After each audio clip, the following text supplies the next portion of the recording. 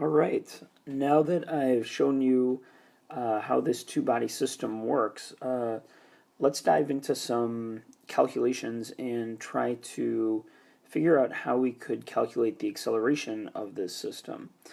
There are two methods to solving the acceleration of this system, and right now we're going to look at the first method. And the first method is to treat each object as a separate system.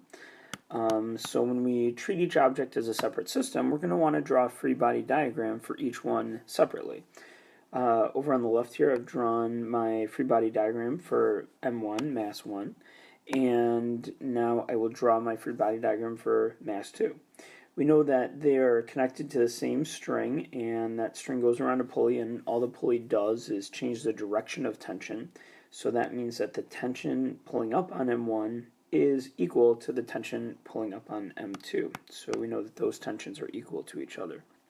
We also know that over on M1 here, that since it's accelerating upwards, that the force tension on it must be greater than the gravitational force on it. On the other hand, since M2 is accelerating downwards, we know that the gravitational force on M2 must be greater than the force tension over there. The next thing we need to think about is which of these forces are going to be positive, which of these forces are going to be negative. And the best way to go about thinking about that is to think about the direction of acceleration. M1 is accelerating up and M2 is accelerating down.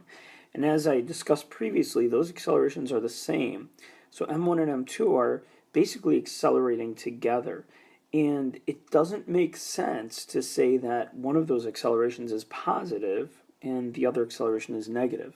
So it wouldn't make sense to say that upwards is positive and downwards negative, or vice versa, where downwards is positive and upwards is negative. So we're going to do something unusual here. And what we're going to do is we're going to bend our coordinate system. And we'll think of this as like the x-axis, if you will, or I like to call this the axis of acceleration. And what this bent axis is telling us is that over on the left side, any forces that point up are going to be positive forces, and any forces that point down are negative forces. So here I've illustrated that force tension is positive and force gravity on M1 is negative. Whereas on the other side of our bent axis, down is now the positive direction and up is the negative direction. And really we're just mirroring the direction that acceleration points, right? Acceleration points up on this side and down on that side. So we're just kind of saying that acceleration is in the positive direction the whole time. As a result, on this right-hand side, we see that we can make force gravity of M2 positive and force tension acting on M2 negative. The next thing we always want to do is we want to set up our net force equations. And because our two masses are separate, we want to write out a net force equation for each one separately. So mass 1 has got force tension up and force gravity down, so we'll add and subtract those two and we'll set that equal to m1 times acceleration of mass 1. For mass 2, we'll do the same thing, except now it's on the other side of our bent axis, so force gravity is positive for mass 2, whereas tension is negative on it. And that's equal to m2 and acceleration 2. If we analyze these two equations and we think about what are knowns and unknowns, we see that force tension is unknown. Force gravity m1 is, we can assume it's known because in a problem like this we'd be given the mass of object 1, like say 5 kilograms, right? So we know, and to find force gravity, we could just multiply that by the gravitational field strength, 9.8 newtons per kilogram. So we know we can find force gravity of m1. We know mass 1, but we don't know its acceleration. Same thing on m2. We don't know tension. We could find its force gravity. We know its mass, like let's say it was given to be 10 kilograms because it's larger in mass than m1. And we don't know its acceleration. So at first glance, you might think, well, we're in trouble because we have two equations and 4 unknowns, right? 2 equations and 4 unknowns.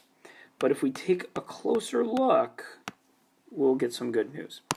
For example, we know that tension is constant throughout a string, which means that the tension over here is equal to the tension over here. So that's not really two unknowns, that's actually just one unknown, force tension.